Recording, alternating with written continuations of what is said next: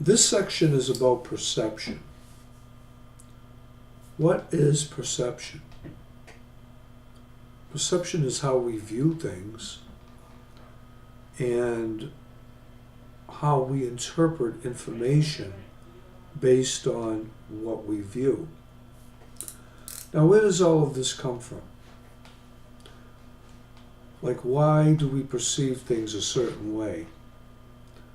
Why is it that one individual can look at something and get a totally different perception or meaning of the same concrete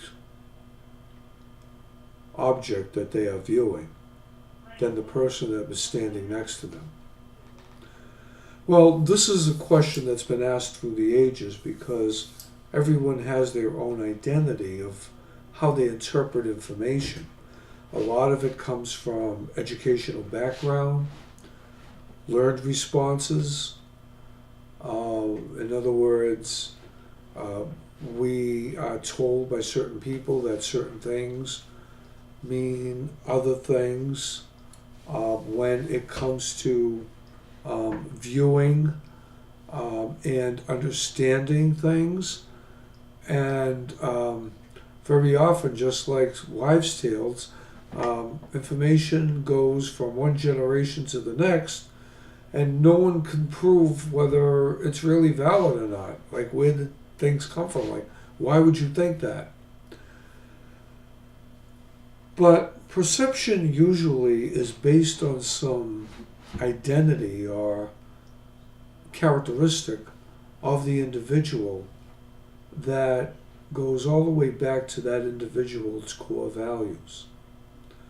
Because without those core values, we really don't have an identity. As I may have said in class to you before, how many times have we said to someone, "No, you're wrong"? Perception has a lot of things to do with educational background, understanding and interpreting information. It's like how our brain works. How does the frontal lobe of the brain interpret information that we see and hear through our senses, through our human senses? So just like in the communication process that you learned about a long time ago, we go through a series of checks and balances in our brain, sometimes in a second, before we make a judgment on the way something should or shouldn't be based on our perceptions, or if you will, our standards. How many times have some individual said to us, you know you're right, you think you're right? Well, prove it to me, show me. So perceptions have a lot to do with what we believe is truth. No matter how distorted that might be, based on someone else's understanding of what you might be saying, or mass media might be saying something that you totally disagree with. And you do for a number of reasons. And all of these reasons are based on those things that I've just talked about. That's why it's so hard to take people out of their comfort zones, because maybe they've been working in the same area for a long time and they're perceiving things differently than others are if they come out of that comfort zone. A lot of perceptions are based on fear rather than truth and understanding. However, perceptions are really, really important. And what I want to do this particular week is I want to get into really some of the case studies in this section. Case studies that are, I think, very important to our learning about perception. And the case studies that I am referring to are in your book, Expert Contribution on Hurricane Katrina, a case study in attribution biases. And that is the case study by Mark Martinko, Performance Associates, and Jeremy Breeze, Florida State University, and Jeremy Mackey, also of Florida State University. And I want us to go over these cases for our Monday class. If we don't have class on Monday because of the weather, I want you to read that case and be ready to discuss it on Wednesday. Additionally, I decided that the case studies in your syllabus might have to be changed a little bit. So the first case study is going to come from this from this section on perception.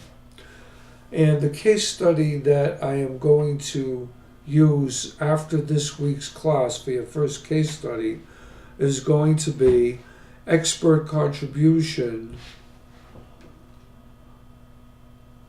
on the bias blind spot and its implication. And this is going to be by Lee Ross of Stanford University, Joyce Erlinger of Washington State University, and Thomas Gilovich of Cornell University. And this particular case study will be used for your first case, as I said, but don't worry about it right now. It's going to be assigned, and I will let you know all the details after this Wednesday's class. So the other thing that I want you to read, whether or not we have class on Monday, is expert contribution on social identity. How do we define ourselves by our groups? That is by Michael Hogg, H-O-G-G, also in your book from Claremont Graduate University. And I want you to read that. And the case study goes into how groups provide people with social identities. You know, we develop a culture from our group, which is a very big part of organizational behavior. So that's kind of the where we are going into Monday's class. Like I said, whether or not we have class, I want you to read the two that I had assigned you to read. That's expert contributions in social identity, just to be sure, and expert contribution on Hurricane Katrina. Okay? And the one on bias blind spot and its implications are going to be the assignment. You can look it over, but that'll be after Wednesday's class. So have a good week and be safe. Have a good weekend. Be safe in the weather. I'm sorry I got up for a minute back to sit down. I just had to look at some things regarding these case studies I assigned. And I will see you on Monday.